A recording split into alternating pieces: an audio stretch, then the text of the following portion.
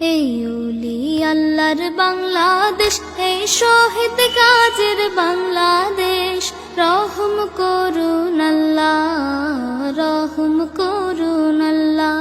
এই ওলি আল্লাহর বাংলাদেশ, এই শহীদ গাজীর বাংলাদেশ। রহম করুন আল্লাহ, রহম করুন আল্লাহ।